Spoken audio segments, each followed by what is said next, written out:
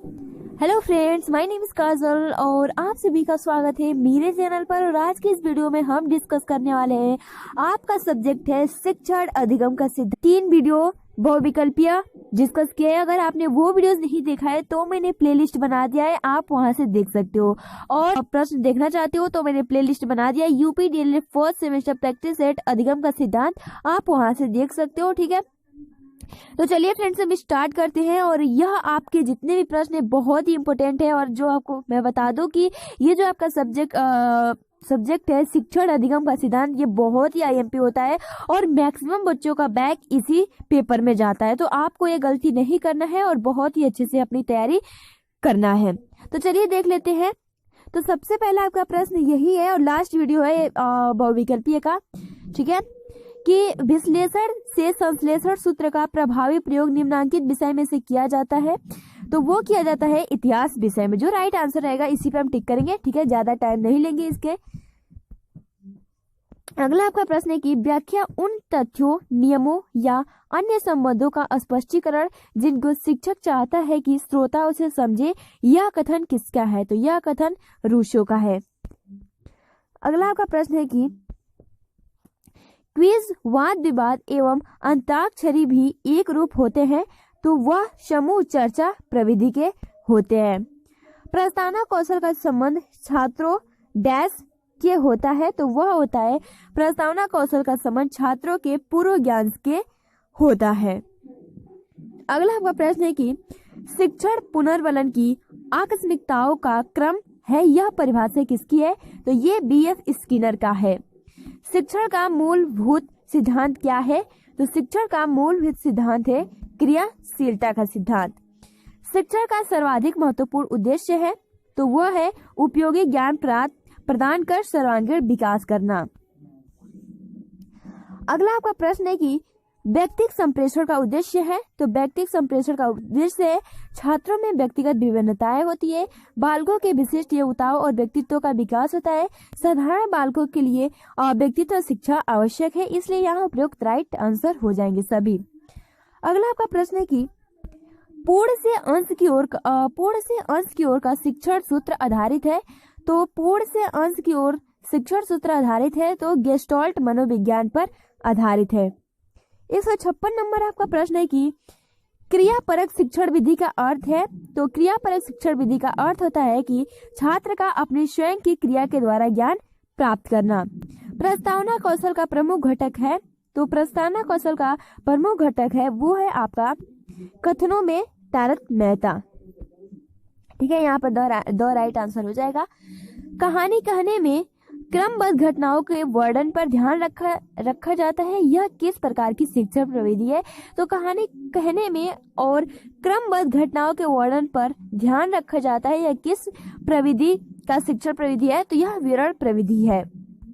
गणित किट का उपकरण है, तो गणित किट का उपकरण है डेमी नोज।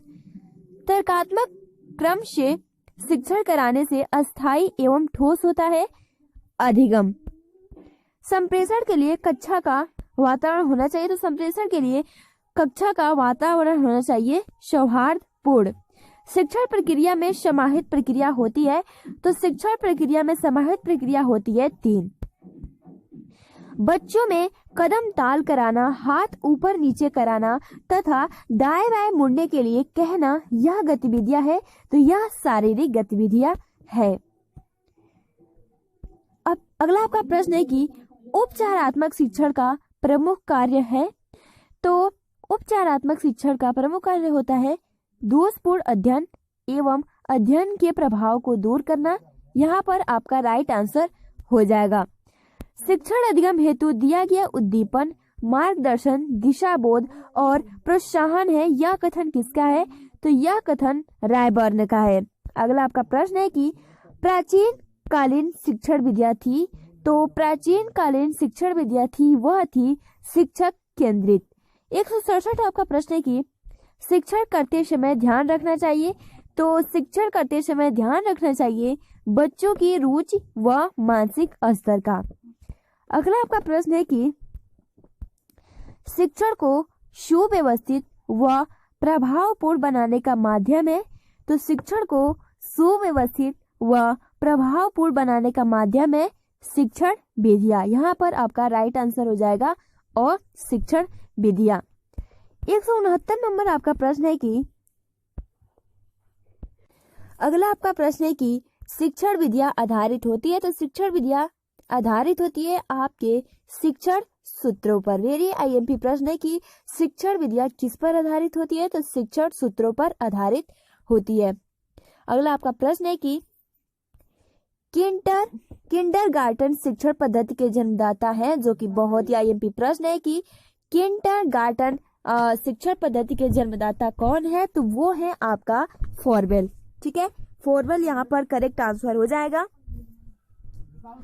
अगला आपका प्रश्न है कि संप्रेषण की प्रक्रिया होती है, तो संप्रेषण की प्रक्रिया होती है द्विपक्षीय, क्योंकि संप्रेषण एक व्यक्ति से ना होकर, ठीक है, दो व्यक्ति का होना आवश्यक है, तभी संप्रेषण कम्युनिकेशन होगा। अगला आपका प्रश्न है कि उपयुक्त शिक्षण सूत्र है अज्ञात से ज्ञात की ओर, सूक्ष्म से स्थूल की ओर, मूर्त से अमूर्त की ओर। ठीक है, तो उपयुक्त शिक्षण सूत्र है वो है आपका मूर्त से अमूर्त की ओर। ये जितने भी आपके प्रश्न है बहुत ही आईएमपी प्रश्न है।